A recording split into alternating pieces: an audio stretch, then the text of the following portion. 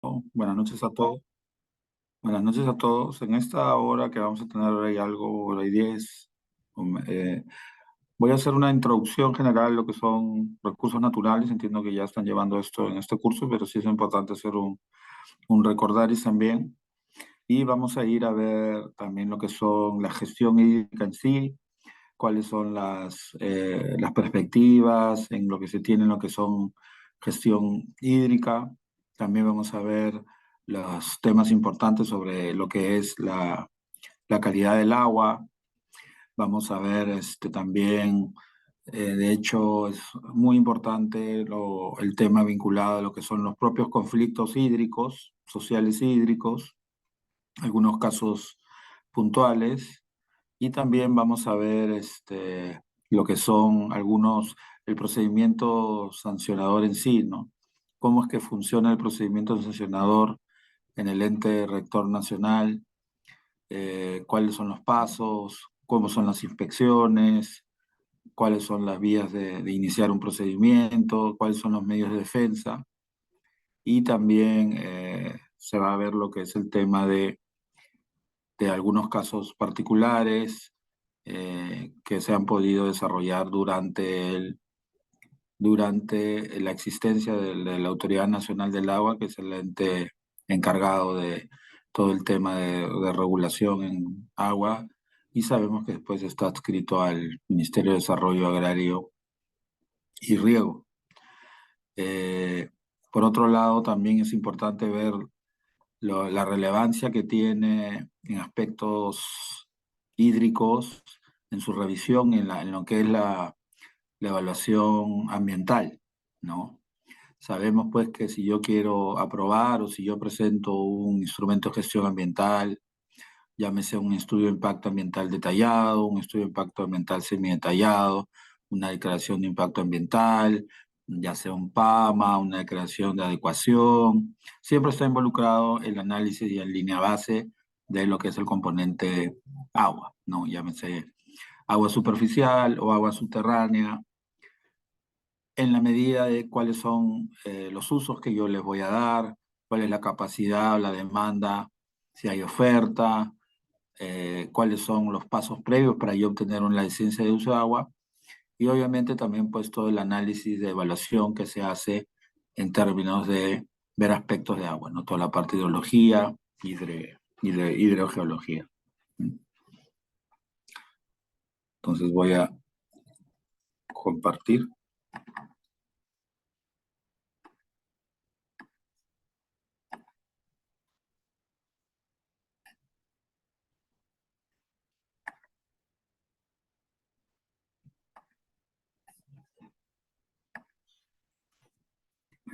Podemos ver porque las Naciones Unidas, les hablé que estamos hablando pues de como agua, recurso hídrico, forma parte de un recurso natural, ¿no? Y esto arranca con una definición que da las Naciones Unidas, ¿no? Que sean proporcionados por la naturaleza y capaces de satisfacer las necesidades humanas y porque su apropiación y transformación dependen del conocimiento científico y tecnológico, así como las posibilidades económicas de un Estado. Son los recursos renovables y no renovables.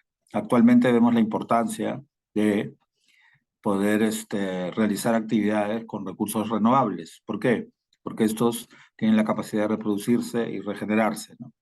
En la medida que, como son inagotables, lo que se quiere hacer ahorita es buscar este tipo de recursos y que las actividades principales y que aportan mayores ingresos al país económicamente y tributariamente también, usan estas tecnologías limpias en base a recursos renovables, porque también obviamente, era lo que hablamos un poquito charlando antes, era el tema de que de alguna manera reducen la emisión de gases de efecto invernadero, contribuyen a las medidas de mitigación y adaptación a lo que es el cambio climático, ¿no?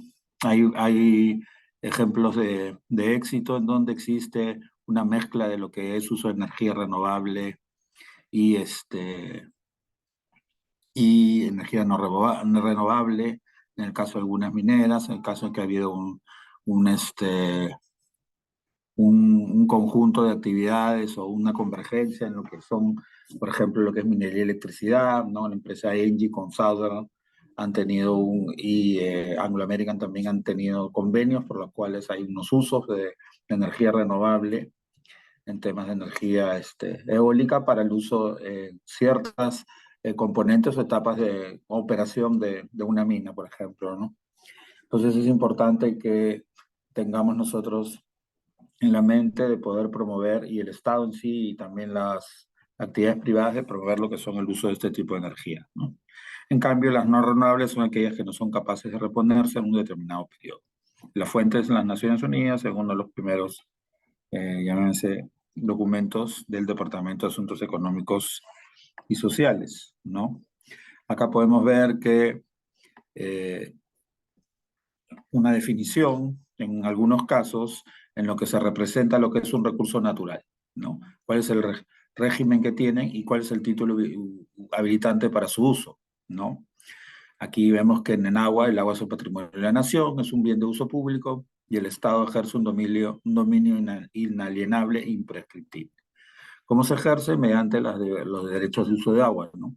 Llámese una licencia, un permiso o una autorización. La licencia es el uso que se da ya sea para superficial, la, la, el, el título que te da el Estado para que yo pueda usar agua superficial o subterránea para una duración indeterminada.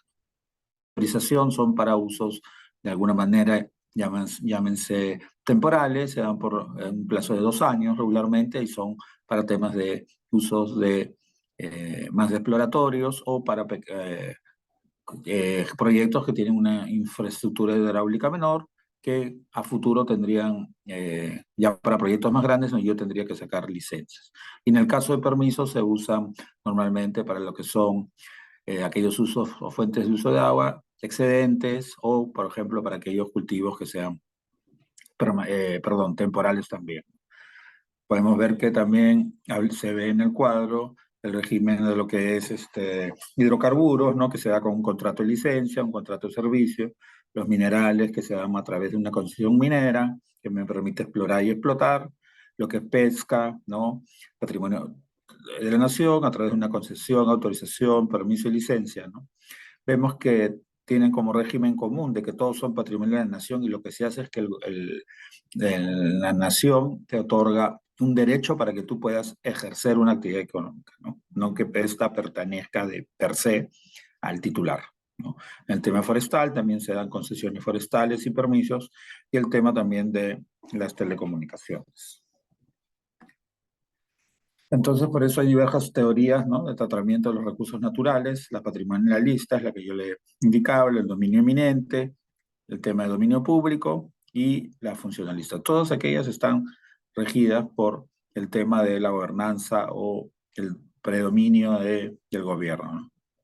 Por eso abajo podemos ver el tratamiento de los recursos naturales mineros en el Perú se rige por una teoría de dominio eximente yuxtapuesta, es decir, conjuntamente con una de dominio público, como pudimos ver en el cuadro anterior. Entonces también vemos que en lo que son el régimen constitucional y los recursos naturales en el ordenamiento peruano, en el 79 se hablaba de los recursos renovables y no renovables y se indicaba que eran patrimonio de la nación. Acá se dice que el Estado es soberano en lo que es su aprovechamiento, eso es lo que se añadió, y en la Constitución del 79 se habla que cuáles son los recursos naturales, no se habla de minerales, tierras, bosques, aguas. Ahí hace una mención particular a lo que es el agua. Y la segunda parte es que la ley fija las condiciones de su utilización por este, ¿no? Y siempre serán a cargo de leyes orgánicas, ¿no?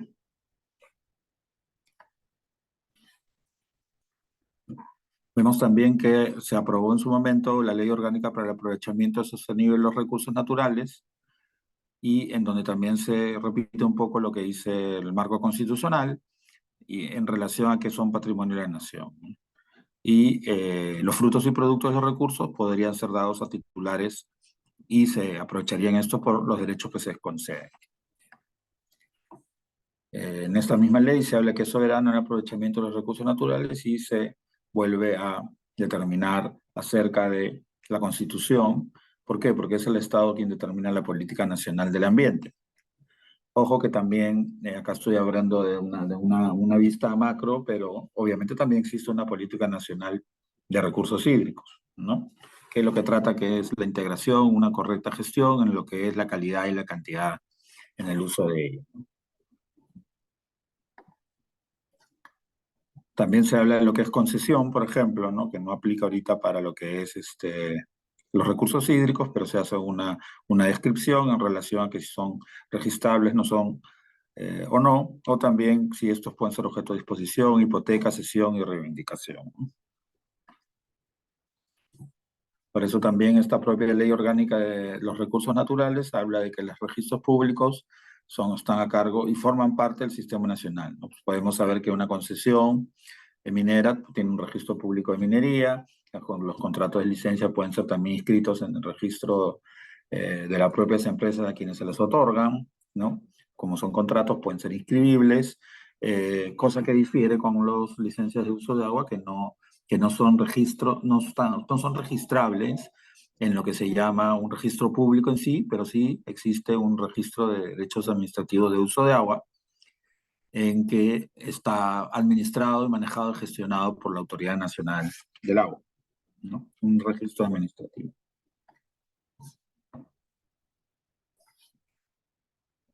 Entonces ahora voy a pasar a lo que es ver algunas perspectivas que se tienen sobre lo que son las metas o objetivos, un poco de información, vamos a ver hoy, sobre lo que son retos y avances de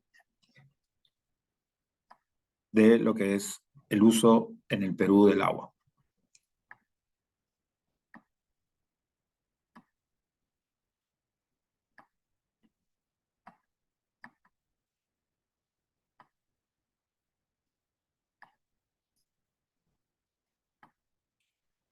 Acá podemos ver cuál es la normativa, lo que temas de planificación hídrica, ¿no? Es una política de Estado, la política 33, referente al Acuerdo Nacional.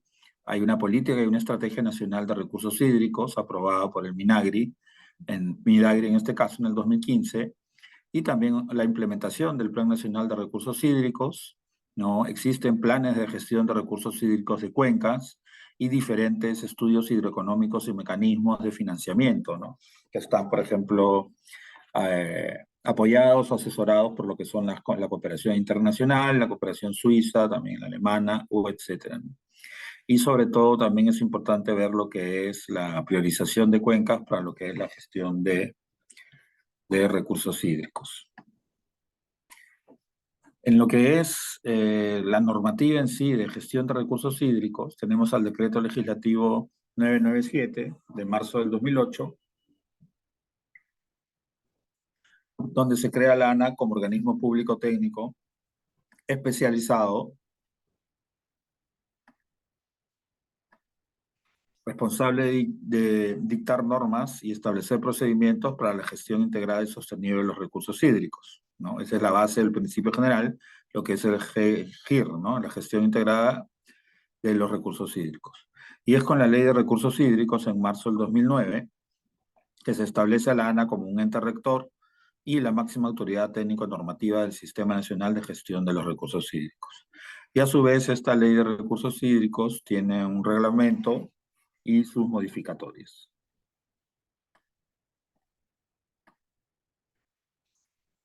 En el Acuerdo Nacional, en relación a lo que es la política de Estado del agua, establece que se compromete a cuidar el agua como patrimonio de la nación y como derecho fundamental de la persona al acceso al agua potable, imprescindible para la vida y el desarrollo humano de las actuales y futuras generaciones.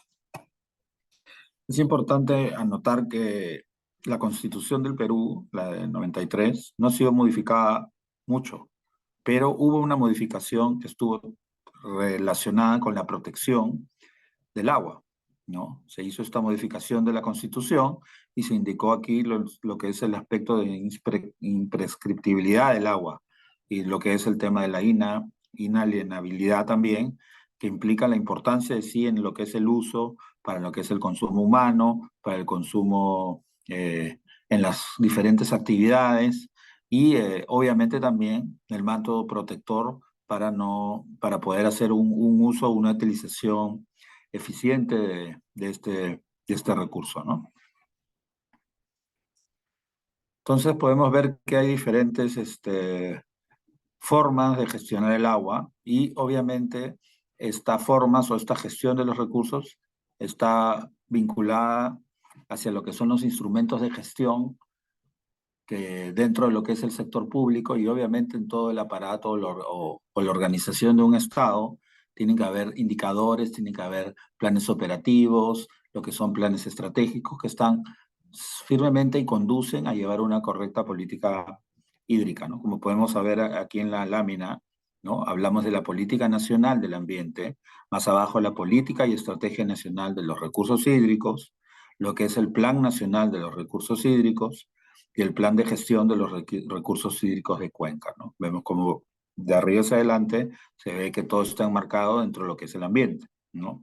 Y ahí, pues a la derecha podemos ver lo que es el tipo de gestión, de la cantidad de agua, de la calidad de agua relacionada con las actividades, los vertimientos, los monitoreos, lo que es la fiscalización, la gestión de la oportunidad, el tema de la gestión de la cultura del agua y cómo nos adaptamos al cambio climático y diversos eventos extremos en relación a ello, ¿no? Entonces vemos que todo hay una conjugación y una articulación relacionada con, y que implica diferentes ministerios y también órganos públicos OPDs descentralizados que están relacionados con el tema del agua, ¿no? El Ministerio del Ambiente, CENAMI, el Ministerio, obviamente, de Desarrollo Agrario y Riego, y otros más que intervienen en lo que es en la evaluación del uso del agua, la ANA, también está el propio SENACE, quien es quien evalúa ambientalmente los estudios de impacto ambiental de mayor envergadura por sus impactos. Entonces vemos que, y obviamente todas aquellas personas naturales y jurídicas que están involucradas en su uso, ya sea para los diferentes usos que se puede dar, uso de consumo humano, uso poblacional, uso doméstico, uso minero, uso industrial, eh, uso medicinal, etcétera, ¿no? Entonces vemos que tiene que haber una articulación con todos los actores que participan en el uso del agua, ¿no? Entonces, en lo que es la normativa, el objetivo de la política y estrategia nacional de los recursos hídricos es lograr la gestión integrada de los recursos hídricos en el ámbito nacional que permita satisfacer las demandas presentes y futuras, así como garantizar la conservación, la calidad y la disponibilidad del recurso hídrico, así como su aprovechamiento eficiente y sostenible, con criterios de equidad social, económica y ambiental. Claro, uno puede pensar o discutir y decir, pues no, sí, estamos nosotros rodeados de muchos instrumentos de gestión, pero lo que se quiere hacer es ver cuáles son las metas y los resultados y los logros que se han hecho en relación al cumplimiento de estas políticas, ¿no? Entonces, por un lado, el análisis es, en verdad, estas políticas o estos objetivos o metas están bien establecidos, los indicadores están correctos, cómo va el tema por ejemplo, de lo que es el déficit hídrico, se está evaluando, se ha hecho un análisis minucioso sobre ello, ¿no? Entonces es parte también del trabajo, la chamba que tienen las entidades para ver si yo no solamente estoy regulando, no solamente estoy otorgando, sino tengo que hacer un análisis de fondo para ver si mi normativa es la correcta, si yo soy muy estricto en relación a los requisitos que pido yo para obtener un permiso. Por otro lado, ver si mi misión o mi política es formalizar los usos que no tienen títulos. Mucho de eso se ha trabajado, se está trabajando y es importante que se vea también, ¿no? ¿Por qué? Porque, como saben, en muchos sectores hay una utilización informal del uso de agua que se basa, pues, por usos culturales, usos antropogénicos, usos ancestrales, ¿no? Que de alguna manera lo que se quiere es que estos puedan ser convalidados y validados para de alguna manera llevar a estas personas a tener títulos confiables que ellos puedan defender o que ellos puedan garantizar, por ejemplo, para poder acceder a financiamiento, a crear empresas, etcétera. Entonces, esa es la importancia del análisis de ver si las políticas de formalización han sido muy laxas o han sido muy fuertes. Entonces, esa es una evaluación que se tiene que hacer como sector. De otro lado, es importante, muy importante ver el tema de qué es lo que yo le exijo a las personas, ¿no? Por ejemplo, está pendiente la aprobación del reglamento ambiental para el sector de agricultura, aún no sale, el anterior es el año 2012.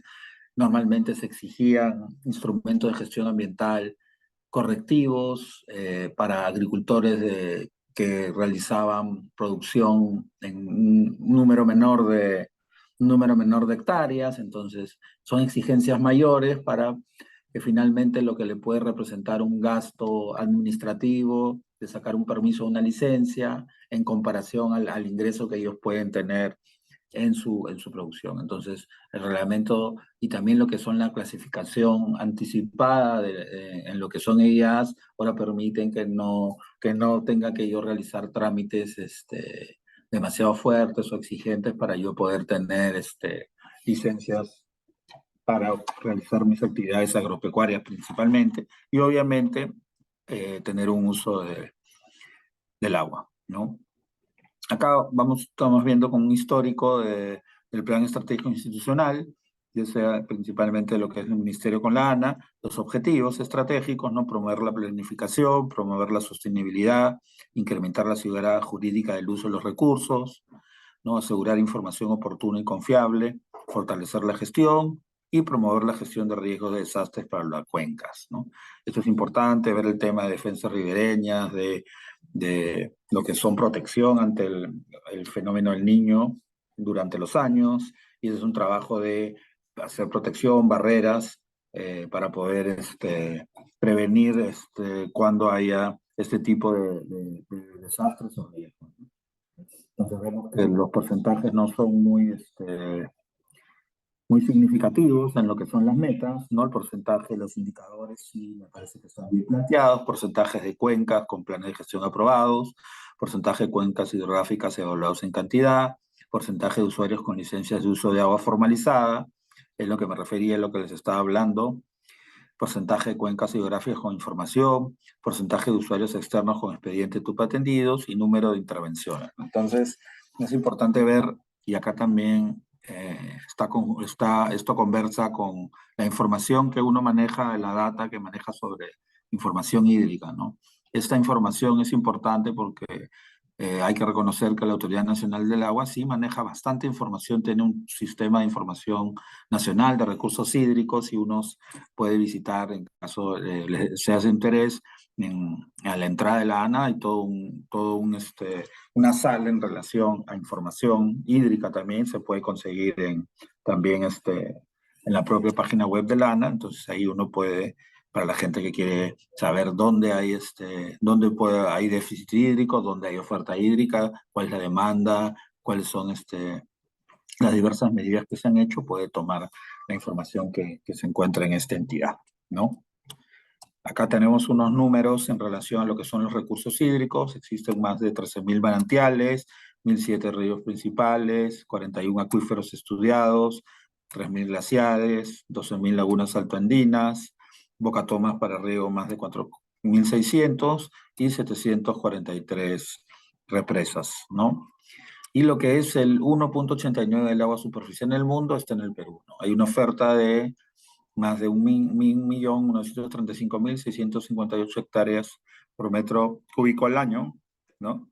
Podemos ver que la región hidrográfica del Titicaca representa el 0,5 y la región hidrográfica del Pacífico el 1,5, ¿no? Vemos puede ser lo que es el Amazonas el 98%, ¿no?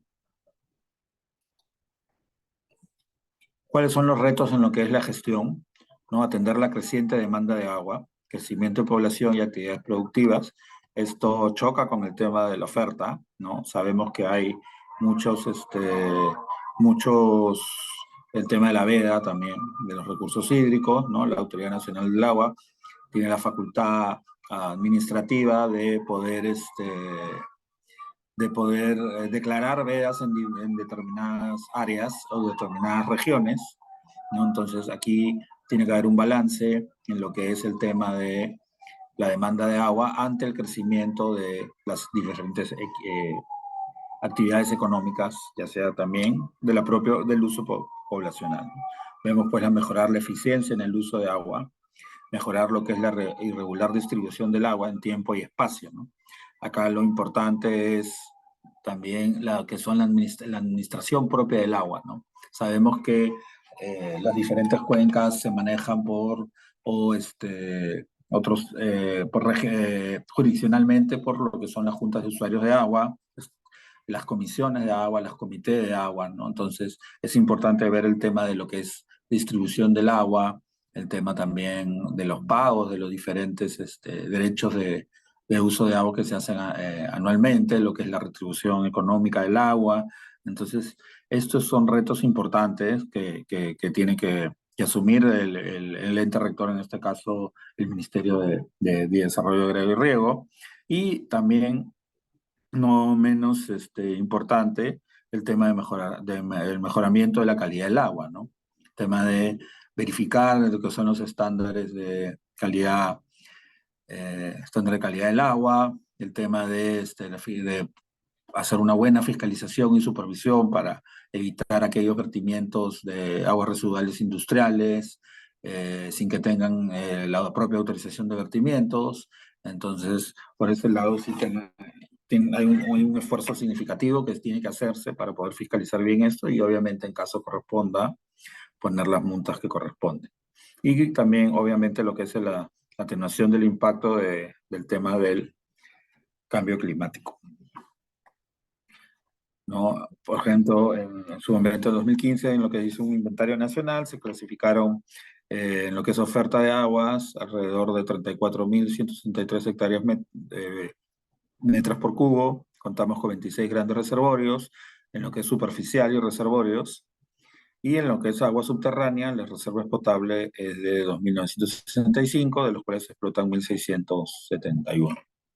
Entonces, acá estamos viendo cifras, ¿no? Los glaciares hay alrededor de 2.600, con superficies mayores o menores a 0.005 kilómetros al cuadrado. Y ha habido pues también lamentablemente, una significativa reducción de glaciares hasta el 2003, imagínense, hace 20 años, tengo ese dato de 43%, ¿no? Y obviamente lo que es ver el tema del desarrollo del inventario de glaciares, ¿no? En lo que es el plan nacional, vemos que la ANA viene realizando todo el seguimiento a lo que es la implementación en relación a los diferentes sectores, ambiente, vivienda, gobiernos regionales, y vemos que eso se maneja por los ejes de política de gestión, ¿no? Y también lo que es el manejo o la implementación de los consejos de los recursos hídricos del Cuenca. Se han creado eh, 12 y 4 en proceso de creación, ¿no? Lo que es Chancay, Quilca, Tumbes, Quilca, Chira, Piura, Capilina Locumba, Chillón, Jequetepeque, Tambo, Mantaro.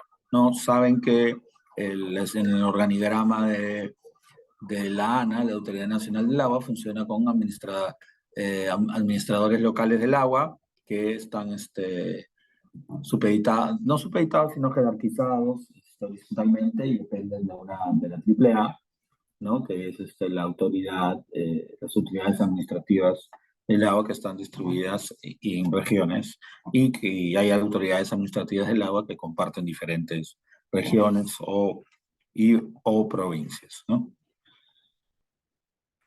Vemos que hay diferentes retos, ejecuciones de diferentes proyectos para mejorar el tema de gestión integrada en 10 cuencas, ¿no? Urubamba, Pampas, Mantaro, Alto Mayo, Guayaga, Puyango, Tumbes. Hay programas presupuestales con el tema de lo que es la propia modernización en la gestión de los recursos hídricos, que forma parte o es un brazo de la ANA, ¿no?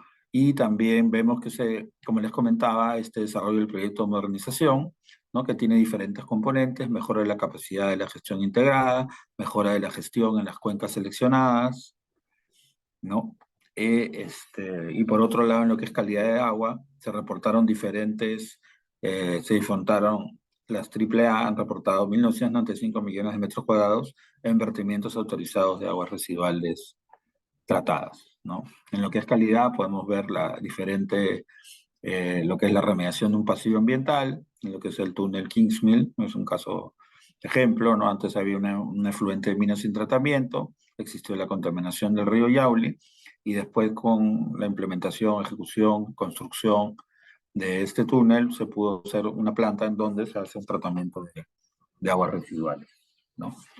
Eh, es importante también, como se hace en un tema de monitoreos participativos, ¿no? Lo que está dentro de lo que es el objetivo de la vigilancia de la calidad de los recursos hídricos, ¿no? Y se hacen en diferentes unidades hidrográficas. También lo que es la identificación de fuentes o sitios contaminantes, ¿no? En lo que son aguas residuales, residuos sólidos, ¿no? Y vemos que se fiscalizó, se vio lo que son fuentes contaminantes en diferentes actividades, llámese agroindustrial, agropecuaria, doméstica, energética, industrial, minero, municipal, y en lo que es residuos sólidos en la gestión municipal y no municipal.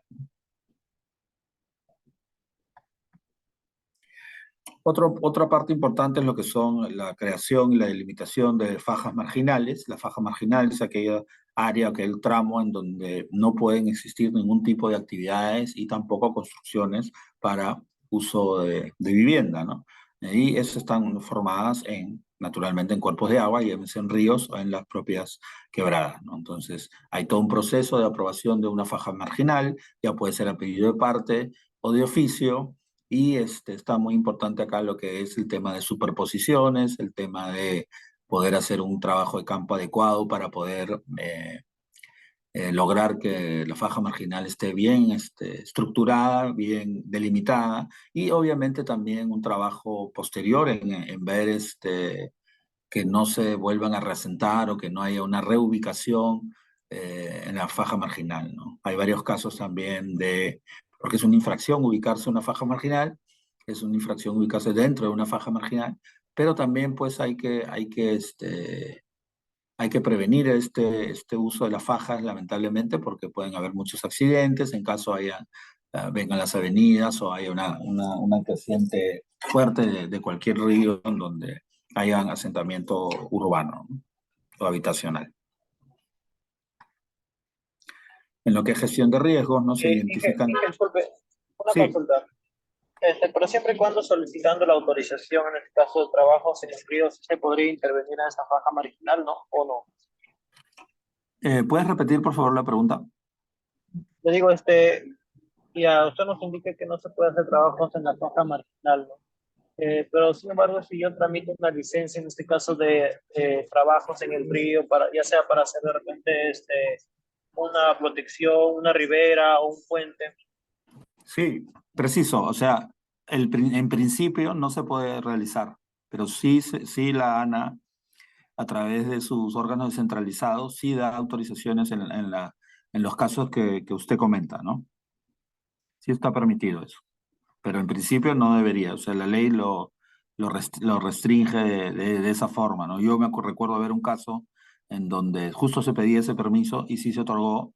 ¿Por qué? Porque era un tema legal, porque no decían que no había un procedimiento que diga ejecución de obra dentro de una faja marginal. Entonces hubo una discusión, pero finalmente se permitió que se haga esa autorización de ejecución de obra en una faja marginal, ¿no?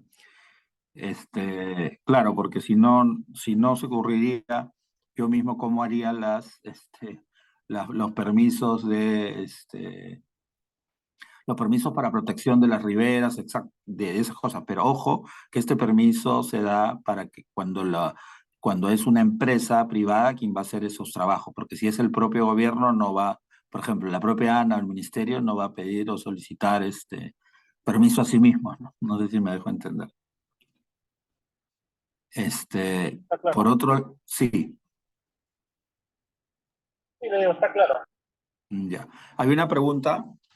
Dentro del ANA, ¿quién autoriza el vertimiento de las aguas residuales? Quien autoriza el vertimiento de aguas residuales industriales es la Dirección de Calidad, ¿no? Que es la primera instancia. Es un órgano de dirección de línea de la Autoridad Nacional del Agua, es quien da ese otorgamiento de vertimientos, ¿no? En caso se desaprueba, el que presenta puede ir en apelación al Tribunal Nacional de Resolución de Controversias Hídricas para que pueda ver su expediente mediante un recurso de apelación.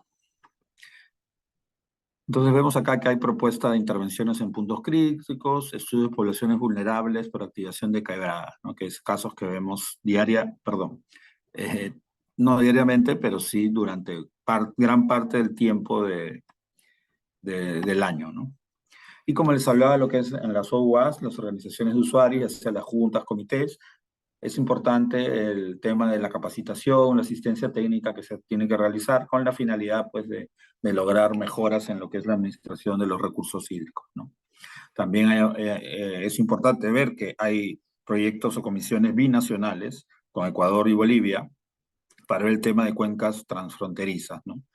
Han creado diversas comisiones binacionales, se han hecho planes de gestión integrada y lo que son acciones de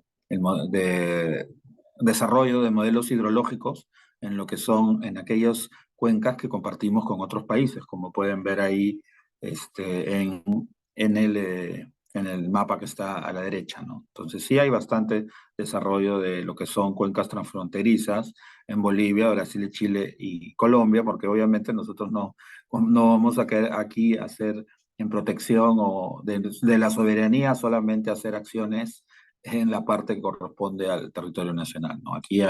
Es una visión integradora y regional con la finalidad pues de hacer una mejor gestión que finalmente va con el tema de la defensa del recurso hídrico y obviamente vinculado con ciertos convenios internacionales y con el espíritu regional de protección que se tiene, ¿no? Porque ahí sí es importante mencionar, si bien es cierto, cada país ha desarrollado más o menos, eh, sí es importante, pues, y sí, sí se va en una misma línea, ¿no? Yo tuve la oportunidad de estar en Chile, me invitó la Universidad Católica de Chile hace unos años para dar una pequeña charla sobre cómo manejaba el Perú el tema de aguas, ¿no? En relación a lo que es jurisprudencia, gestión, y sí, ellos se quedaron gratamente sorprendidos en nuestro avance en relación a lo que es las normas, en relación a lo que es la gestión,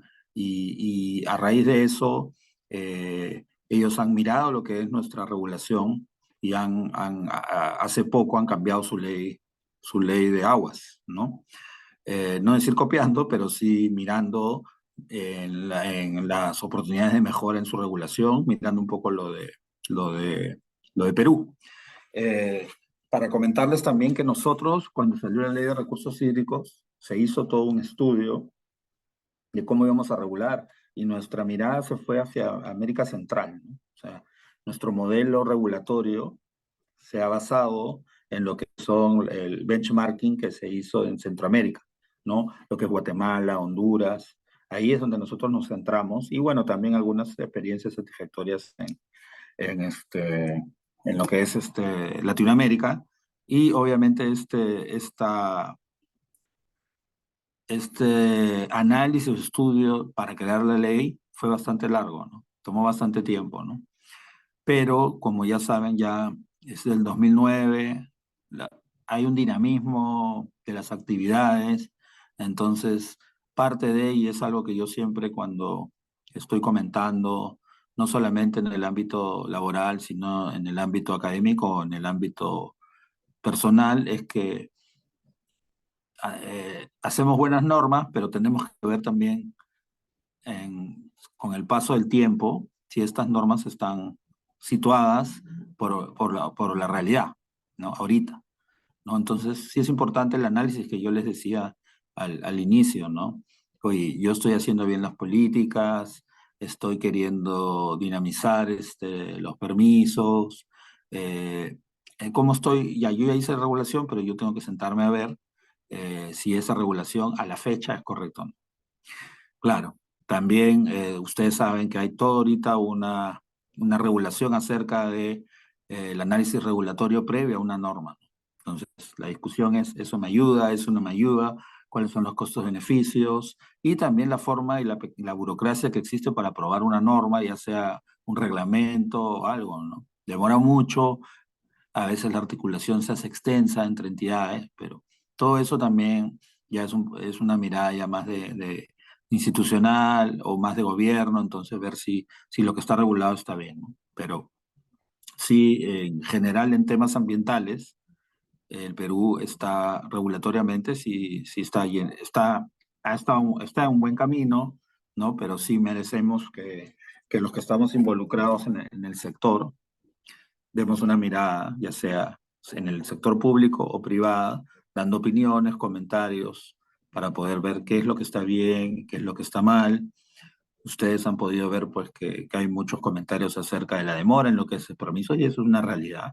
Lamentablemente, para uno operar una mina, te puedes tomar casi 6 o 7 años desde que empezaste el primer papel hasta cuando ya puedes, el Ministerio de Energía y Minas te dice, te da tu autorización de funcionamiento. Ya estoy hablando de una concesión de beneficio, de explotación de una mina, de una planta, ¿no? Y yo después de 7 años. Entonces, eso también tiene que verse, ¿no? ¿Por qué? Porque obviamente las empresas pues piden préstamos, piden financiamiento, no todos tienen el cash como para ya, oye, yo hago una operación, y también es importante ver el planeamiento minero que hacen, ¿no? O sea, por eso es la importancia de analizar el tema de lo que es la permisología en general, ¿no? Aparte de lo que es la gestión propia de la actividad, ¿no?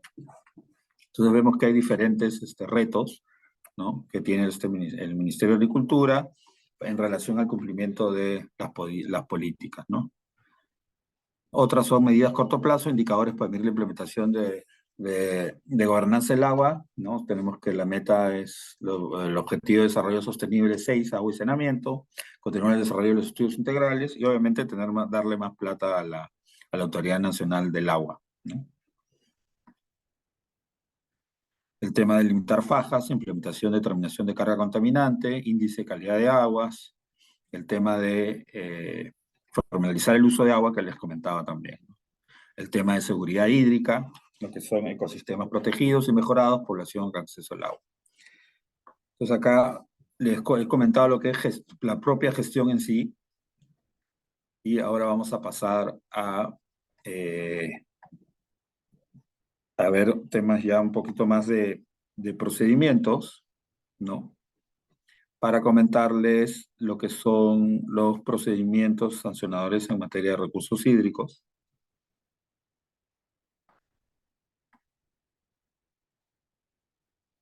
y cómo funciona esto. Una consulta.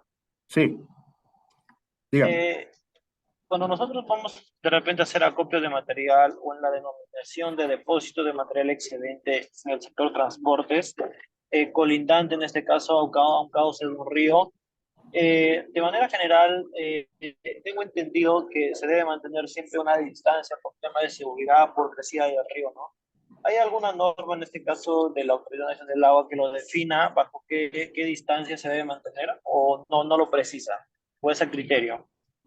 Sí, ahí hay una norma general que indica que la distancia es de 4 metros, ¿no? Solo 4 metros. Pero, 4 metros, sí. ¿Y Pero eso en qué artículo de la qué norma lo puedo encontrar? déjame, no tengo el nombre exacto, se ¿La? los puedo dar posterior, pero es la norma, creo que es la norma que aprueba la delimitación de faja marginal. Hay una norma expresa sobre eso. Entonces, el problema era que habla de 4 metros, pero no habla más, ¿no? Porque obviamente entiendo que ustedes, la mayoría puede ser ingenieros, te dice solo 4 metros, pero no desde dónde lo mides, ¿no? Entonces, ¿qué pasa? Que cuando se presentan los estudios de proyectos para limitar la faja marginal, a veces la faja marginal depende mucho de las crecidas o X factores hidrológicos o etcétera, que de hecho salen fajas más grandes o tal. Entonces, en las discusiones que había o conversaciones o reuniones de grupo de trabajo, decían, esta norma tendremos que cambiarla, ¿no? Porque no, ¿de dónde salió ese número? Pues de 4 metros puede ser nada, pues, ¿no? O mucho también, ¿no? Depende mucho de la situación, ¿no? Y del momento en que yo apruebo la faja, ¿no? Claro. Eh, con, con cargo a decirles el nombre del nombre, lo que yo recuerdo era 4 metros, ¿no? Eh, entonces, les voy a presentar ahorita el tema, yo lo que hablaba ya más del procedimiento de sancionador, ¿no?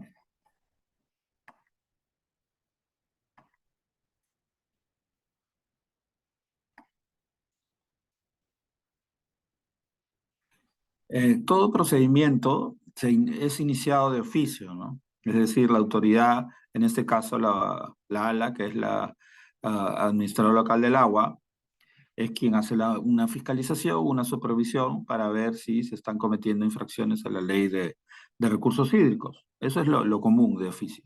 Pero también existen muchas denuncias particulares donde indican, por ejemplo, y es un caso frecuente, el tema de que las municipalidades vierten sus residuos de agua sin tener una planta de tratamiento, es decir, vierten sin tener autorización de vertimientos. También el tema de lo que es viene de municipalidad y, eh,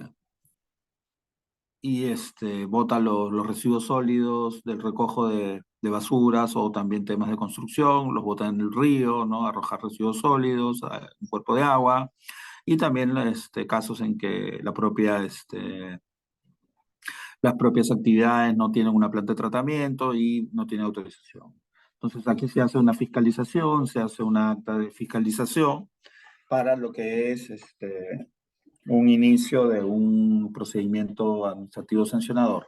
Lo inicio yo con una carta, le digo, en la inspección por ejemplo, del día 14 de febrero, estuvo presente el representante de la empresa tal, de la municipalidad, de la empresa de la agrícola tal, en donde se verificó que se estaba construyendo un pozo de agua sin la debida autorización de ejecución de obra y por ende se ha cometido usted la infracción está en el artículo tal y que se califica como infracción leve o grave, supongamos. Y el rango de multa que se le debe poner es de 2 UITs a, por ejemplo, 30 UITs. Entonces yo notifico ello y la empresa o la persona natural tiene un plazo para presentar sus descargos. Es decir, yo no he cometido la infracción por este motivo, yo no soy no, mi camión no es de mi propiedad, o cualquier fundamento que considere que no es merecedora de esta sanción.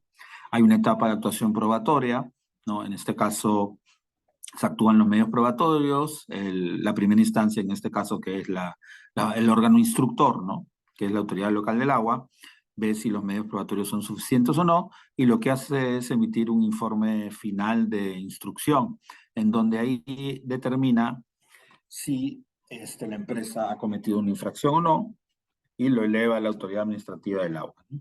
Se notifica este informe final de instrucción a la empresa para que realice sus descargos, ¿no? Decir, oye, yo no he cometido esta infracción, puede volver a argumentar y decir, a mí no me corresponde esta multa, yo considero que la multa debe ser menor. Un problema que existe en lo que son las multas por temas de recursos hídricos es que no existe una forma de calcular las multas, ¿no? Hay un criterio de subjetividad bastante fuerte al momento de imponer las multas, como existen en otras entidades, ¿no? Llámese el organismo de evaluación de fiscalización ambiental, tiene una metodología de cálculo de la multa, que implica diferentes factores, el tema de reincidencia, el daño, el tema de la posibilidad de detección, el tema de cuál ha sido el beneficio ilícito, qué significa eso, ¿no? ¿Qué es lo que yo me he ahorrado por no sacar un permiso? El tema de si la infracción ha sido cometida en una región que tiene un índice de pobreza significativo, ¿no? Si bien es cierto, en las resoluciones de la primera instancia o del tribunal se indica de que sí analizo estos factores, pero no se puede llegar a determinar un valor exacto, si no es, por ejemplo, eh, le ponen ¿fue reincidente? Sí o no, sí, ¿no? Después, beneficio ilícito, sí, pero no lo calculan, ¿no? Entonces, el criterio de subjetividad es bastante alto, que esto puede traer problemas si alguien que no está de acuerdo con esta resolución, ya sea en primera o en segunda instancia, puede ir al Poder Judicial. Y el Poder Judicial sí ha tenido sentencias en donde ha dicho que el criterio es subjetivo, ¿no? ¿Por qué? Porque el derecho administrativo es objetivo. Así le dice la ley del procedimiento administrativo general.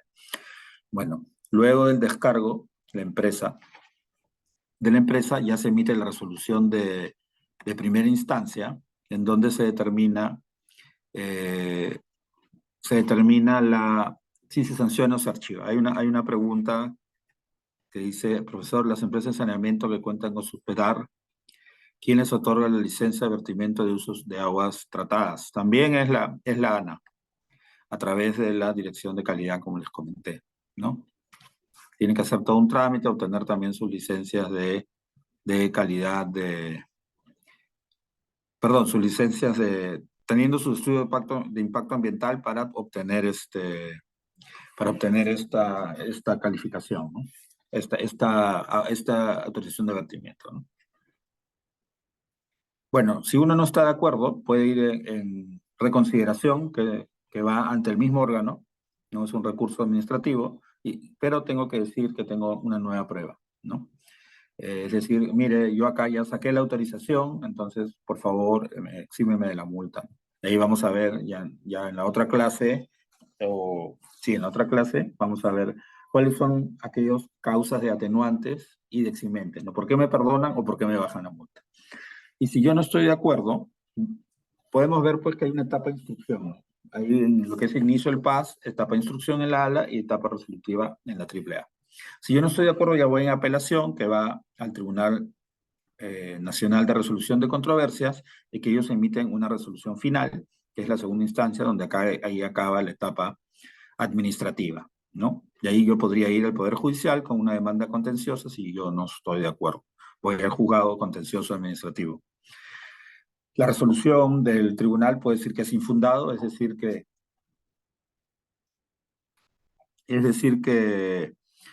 me declaran infundado mi recurso de apelación, no me dan la razón, improcedentes porque puede ser fuera el plazo, ¿no? Tengo 15 días hábiles para, para presentarlo. Fundados que me dan la razón y me deberían, en este caso, archivar la multa o darme la licencia. Ojo que lo que hace la ANA a través de sus órganos desconcentrados, la AAA, es otorgar licencias, autorizaciones, permisos en todo caso, poner sanciones, ¿no? Esas son las funciones principales de estos órganos. También pueden ser fundados en parte, que me dan la razón parcialmente, ¿no? En una pretensión y en otra no, ¿no? O nulidad de oficio. ¿Qué es nulidad de oficio? Que dicen de que yo he aplicado mal la norma o yo no di un plazo, por ejemplo, en este descargo, no me notificaron bien, yo podría pedir la nulidad. ¿Qué hace la nulidad? Hace que se vuelva el expediente para que me notifiquen bien o para que se vuelva a revisar de alguna mejor manera. Acá vemos pues lo que son los actores en lo que es la materia sancionadora, ¿no? La Administración Local del Agua es quien instruye, ¿no? Como el investigador, ya vemos el fiscal, ¿no? La Autoridad Administrativa del Agua, quien resuelve en la primera instancia, quien pone la multa, llámese, si hacemos un paralelo judicialmente con el juez, y el Tribunal Nacional, que sería como la Corte Superior Administrativa, ¿no? Es la autoridad resolutiva en segunda instancia. Todas estas funciones están obviamente en el reglamento de la Ley de Recursos Hídricos, hay un reglamento interno de un tribunal, un reglamento que habla sobre lo que es el procedimiento administrativo sancionador, ¿no? Les voy a comentar rápidamente también, para que tengan conocimiento, si no lo tienen, es como yo llego a tener una licencia de uso de agua. Hay tres fases, ¿no? La primera es hacer un procedimiento de acreditación de disponibilidad hídrica. ¿Qué significa eso? Yo presento un proyecto y digo, mira, yo voy a hacer esta actividad, por ejemplo, voy a hacer quiero una licencia o saber, o mi actividad tiene que haber un uso de agua superficial, eh, en tal región, este es el caudal que voy a utilizar, este es el volumen de agua metros cúbicos que voy a utilizar, y lo que se hace es revisar en estos casos el balance hídrico, si está bien o no, y si efectivamente en esa parte en esa región o esa área, distrito donde yo quiero hacer esta actividad, existe la oferta hídrica o no. Entonces, si es así, me otorgan mi acreditación de disponibilidad hídrica, es decir, por un plazo de 2 años, ¿no? Es decir, de alguna manera podemos llamarle, se podría reservar ese uso de agua o esa disponibilidad por un término de 2 años para que yo realice la ejecución del proyecto. Entonces, luego que yo tengo eso, el próximo paso es pedir una autorización de ejecución de obra. No es decir, yo ya voy a hacer el proyecto, tengo este proyecto aprobado, tendría yo que también tener mi instrumento de gestión ambiental que me corresponda de acuerdo a mi actividad, para yo poder que ellos me autorice, la ANA me autorice que voy a hacer las obras de infraestructura hidráulica de esta forma, cómo voy a conducir, cómo voy a transportar, cómo voy a almacenar, cómo voy a extraer, ¿no? Entonces, una vez que me aprueban, se hace una visita en campo para ver si yo hice el proyecto de acuerdo a mi expediente técnico. Me entregan esa autorización de ejecución de obra y posteriormente ya el siguiente trámite es realizar lo que es la propia licencia de uso de agua. Entonces, un poco en términos de cómo si yo quiero hacer una actividad relacionada con el agua, como yo obtengo mi licencia de uso de agua final. Ojo que es una infracción utilizar agua sin tener la licencia. Y también es una infracción realizar vertimientos sin tener la autorización de vertimiento, ¿no? Inge, una consulta. Sí, En este caso, al contar con la autorización, ya también es una obligación el reportar de manera mensual el consumo y de manera anual realizar el pago, ¿no? Son esas dos, digamos, condicionantes cuando se tiene la autorización. Pero, ¿qué en este caso, en el supuesto que usted nos indica que las infracciones vienen a ser muy subjetivas? ¿Habría algún riesgo o de un PAS el no reportar estas cantidades a Lana? sí, sí está normado como infracción el no reportar los consumos, ¿no? Pero siempre y cuando tengas la autorización, ¿no? Si no la tienes, no tendrías que reportar porque estarías siendo un informal de alguna manera, ¿no? Pero sí está regulado el tema de imponer la multa por falta de reporte, ¿no? Ya, ahora en el caso, por ejemplo, digamos que yo he omitido realizar los reportes en los o tres primeros meses, por ejemplo, ¿se podría regularizar de alguna forma o ya no nos da esa opción? Sí, mire, justo eso tiene que ver con el tema, y adelanto, el tema de la atenuación o la eximencia, ¿no? ¿Por qué? Porque hasta de eximencia, ¿no?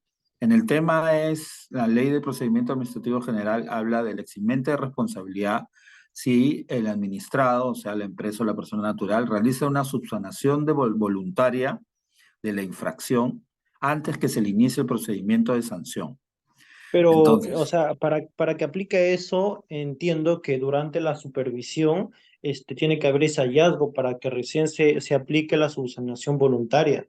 O sea, la situación que, digamos, le presento es mucho antes de que se realice la supervisión. Ese es interesante, ¿no? Porque, y eso sí, mucha jurisprudencia, no solamente el Tribunal de la ANA o de la primera instancia de otros, dicen, como ya sabes que no cumpliste, ya no es voluntario, ¿no?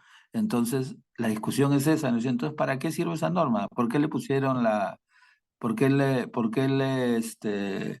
le pusieron esa palabra voluntario? Porque ahí resta toda el concepto de la subsanación, es mi opinión, ¿no? Es decir, he visto casos en donde decían, no, como es voluntaria, ya no es voluntaria porque yo ya te dije en la inspección que estás cometiendo la infracción o te mandé una carta diciéndolo. Entonces, bueno, la solución más que todo es, porque tampoco la fiscalización es tan cercana, ¿no? Porque, más aún, porque cuando es algo de reporte, más es una fiscalización de gabinete. Entonces, si se te pasa, pues tú estás con el chance de que no te manden la carta pidiéndotela, pero si la presentas antes, mejor. O sea, yo sí, mi recomendación es esa, ¿no? Presentar aunque te hayas pasado, y si igual te inician, tú tienes ahí la carta del cargo en donde dices, oye, lo presenté, me pasé 5 o 6 días, pero no ha sido voluntario porque no me has carteado nada tú, ¿no? Pero sí hay una discusión fuerte en realización al tema de la voluntariedad de la subsanación. También hablan, no sé si el tribunal actualmente, yo estuve en el tribunal ya hace como un par de años, hace más, están diciendo de que como es una norma, ya no es voluntario. Cualquier subsanación, tú lo debiste hacer. Y como ya pasó el tiempo, fue, por ejemplo, te tocaba el 30 de febrero, perdón, 29 de febrero, supongamos este mes, como ya murió la fecha o ya pasó la fecha, ya no es subsanable, ya se te pasó. Pero también es pues discutible eso, ¿no? Entonces, la importancia de los tribunales es que tengan precedentes de observancia obligatoria Ya en la clase posterior vamos a verlo con más detalle para ver, ¿no? Pero sí es bastante discutible el tema de la subsanación. La Ya, norma, sí. pero Inge, entiendo en este caso que la subsanación voluntaria también no aplica a todos los hallazgos, siempre y cuando, digamos, el daño, o daño al que la intervención al que se ha hecho no ha implicado ninguna afectación que perdure en el tiempo, ¿no? Digamos. O sea, también creo que se valora ese tema, ¿no? Sí, es que eso está mal, porque si yo aplico la norma, la subsanación voluntaria no te dice cuáles son los aspectos, ¿no? Es decir, en ninguna norma te dice la subsanación voluntaria no ocurre o no se tiene que aplicar cuando el daño ha sido mayor, ponte, o el daño grave, o es una infracción muy grave, ¿no? O sea, eso está libre.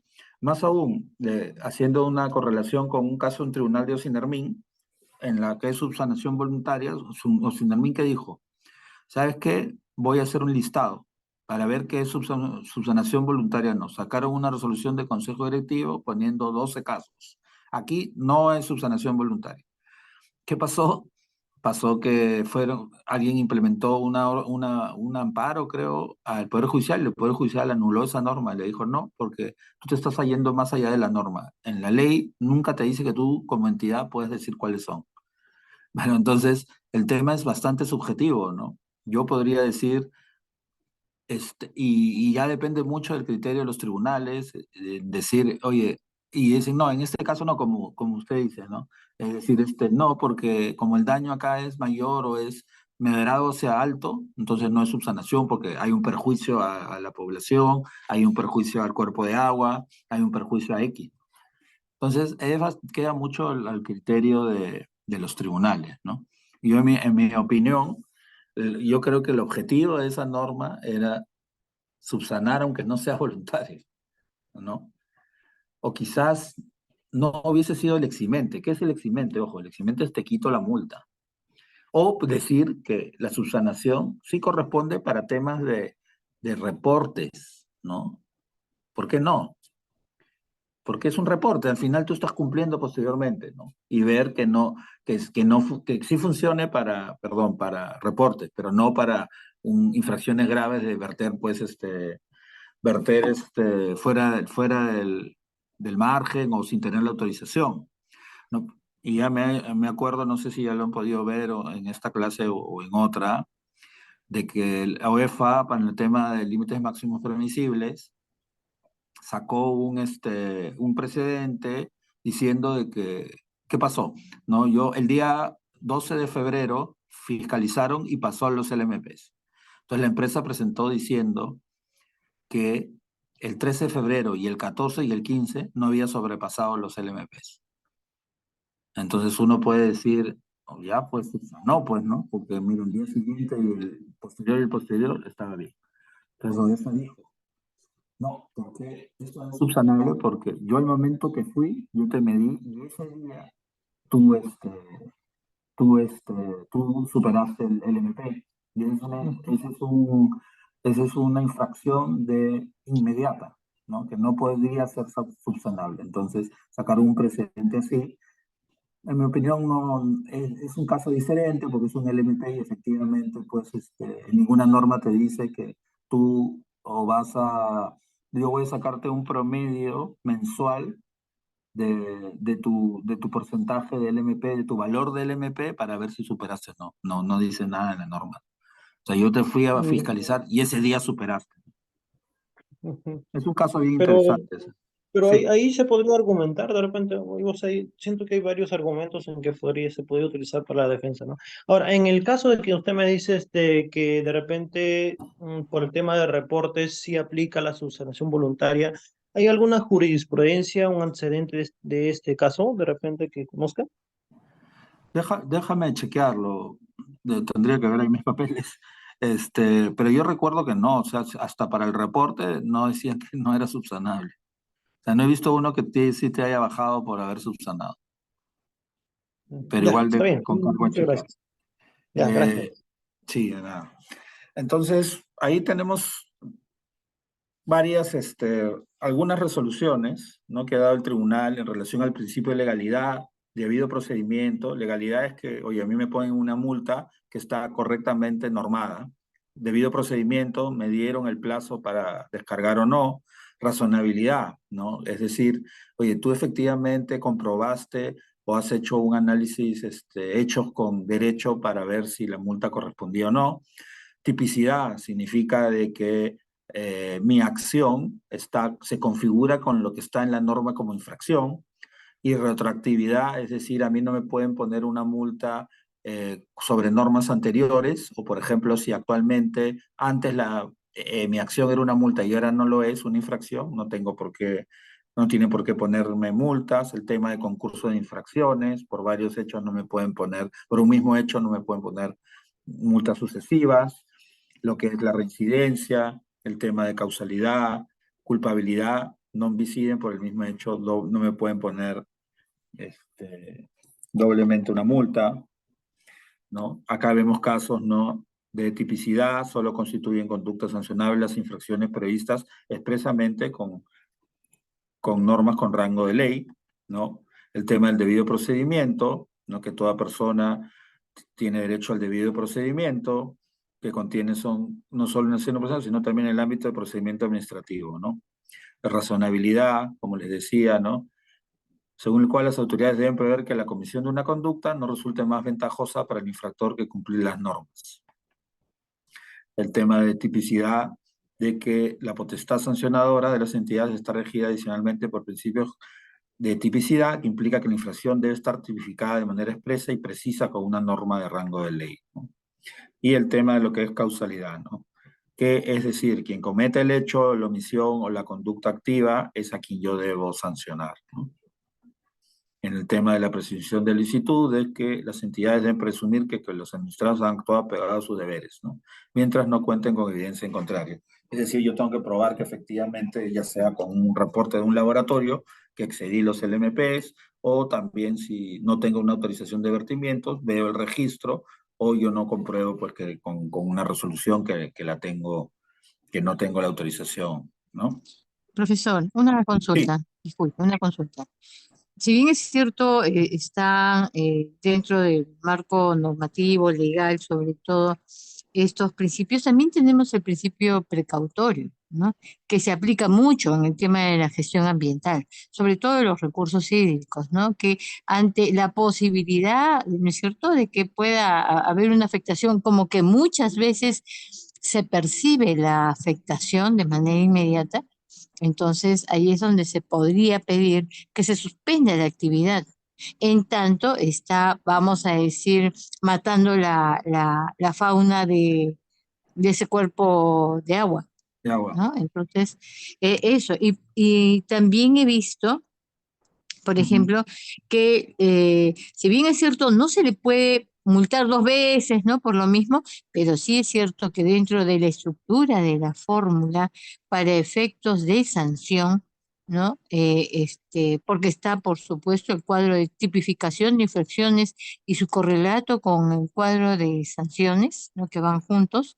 Entonces, sí se considera la reincidencia, que es un coeficiente que ayuda precisamente a multiplicar, porque el que comete un delito reiteradamente no es lo mismo que cometer, vamos a decir, una primera vez, ¿no? Entonces, el problema está, me parece, en que son de repente muy benignas las sanciones, de tal forma que quien comete la infracción, que pueden ser mineros ilegales, pueden ser empresas, quien quiera que sea, ¿no?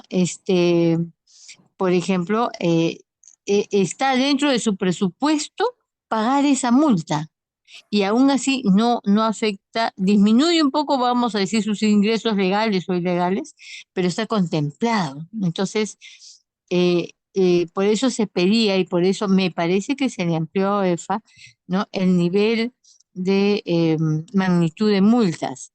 Y me parece que en la actualidad ya pueden multar hasta por 10.000 UITs, ¿no? Entonces, la sanción tiene que ser suficientemente contundente como para que no lo vuelva a hacer o no vuelva a cometer el error o el delito, porque es un delito ambiental, ¿no? O por lo menos persuadirlo, ¿no? Me parece, no sé si estoy No, en lo correcto. sí, sí, comparto lo que estás diciendo.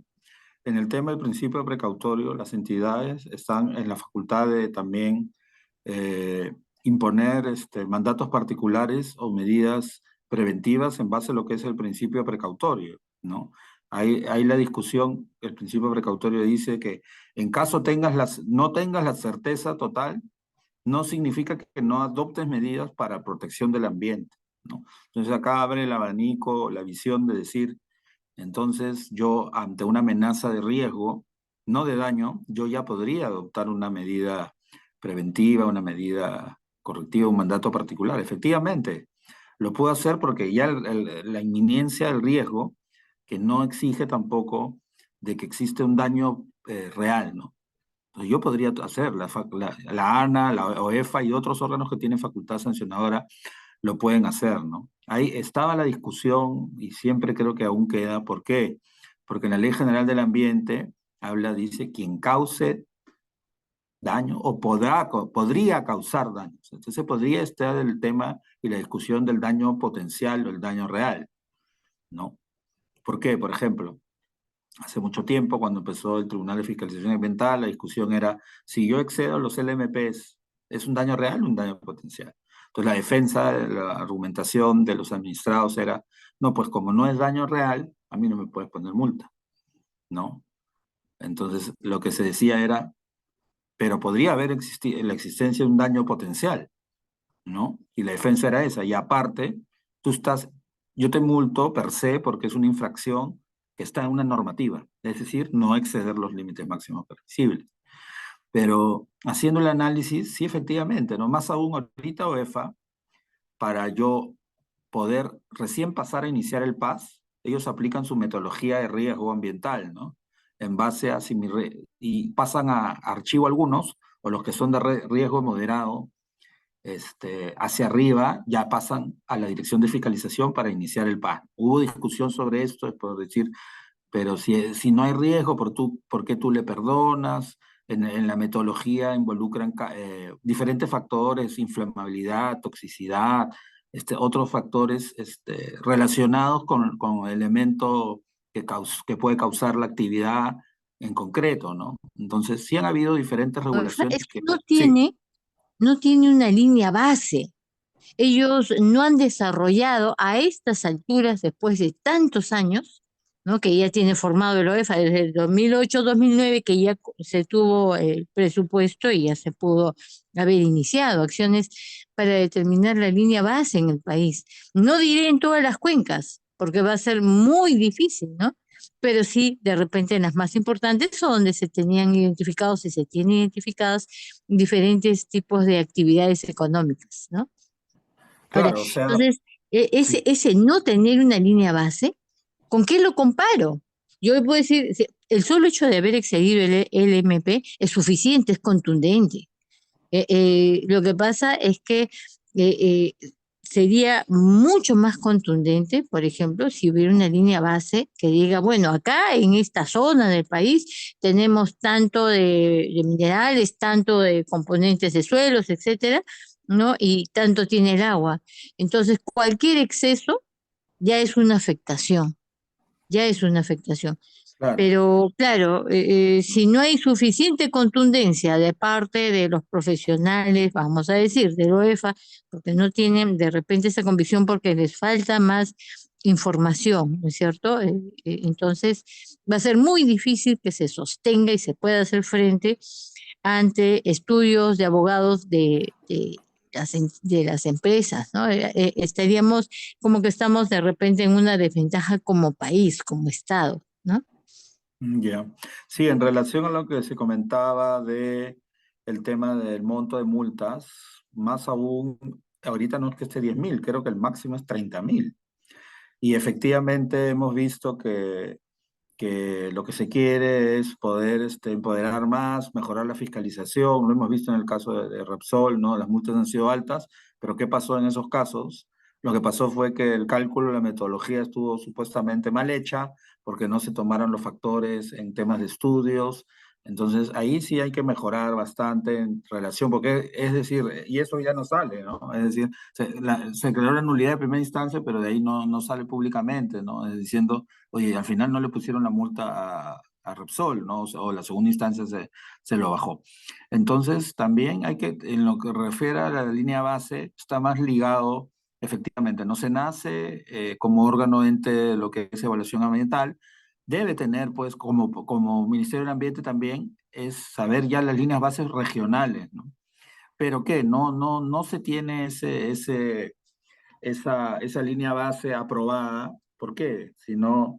¿Por qué? Porque son proyectos individuales, entonces a veces esas particularidades o especificidades de cada proyecto, especificaciones, varían, ¿no? Entonces, yo puedo tomar como línea base referencial al proyecto tal y yo lo pongo en mi EIA, ¿no? Pero no es que el gobierno vaya a decir, esta línea base corresponde en evaluación ambiental. Ojo, fiscalización es el tema que yo ya saber y a través de la dirección de evaluación de OEFA saber, mira, cómo se hizo, ¿no? Para el caso del emisor submarino que se dio en Paracas, en donde se hizo todo un análisis de los ECA para decir, oye, mira, acá no va a funcionar el tema de los pesqueros que están acá, tú tienes que emitir solamente por esta vía, todos se creó una asociación para eso, para que se emita solamente por un canal, ¿no? Eso funcionó bien, entonces es saber eso y mejorar la fiscalización, que sean publicitados más los informes de calidad de lo que sea aire, suelo,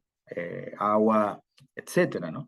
Es importante, yo he visto los casos en SENACE en donde sí se da aprobaciones, porque los titulares piden, yo quiero compartir, se llama aprobación de línea de base compartida. De otro proyecto, yo analizo y si hay esa similitud, perdón, yo apruebo esa aprobación de la línea de base compartida de un proyecto contra otro. Pero no es que el gobierno vaya a aprobar línea de base, ¿no? Yo me acuerdo que hace mucho también, ese era mi pensamiento, y debemos tener, ¿por qué? Porque se tiene que evaluar todo un proyecto. En cambio, si yo digo, acá hay una línea de base, no sé cuál es la circunscripción que se puede dar para que haya estos factores muy comunes, homogéneos en proyectos. Es decir, acá se pone la línea base A que ocupa estos distritos o esta área. Entonces, cuando ella presenta su estudio de impacto ambiental, le digo, ¿sabes qué? Voy a aplicarte la línea base A. Ah, ya, ok. Entonces ya eso agiliza y hace que los permisos se saquen más rápido. Bueno, gracias por la atención. Ya nos pasamos media hora más. Les agradezco y bueno, cualquier consulta la pueden hacer a través del doctor Urbina y ya nos vemos en la próxima clase. Muchas gracias. Ok, doctor. Gracias. Bien, Sí, de acá nos vemos el viernes, ¿no, doctor? sí, el Para viernes. hacer lo que falta. Entonces, ¿nos vamos a quedar ahí, estimados? ¿Ok? Gracias. Igualmente, gracias. Buenas Listo, noches hasta con luego. todos. Buen Bueno, día. Buenas feliz noches, día doctor a Daniel. todos. Hasta Ah, luego. verdad, igualmente. Feliz día. Pásenlo bonito Hasta luego. de los que quedan del día. Buenas noches.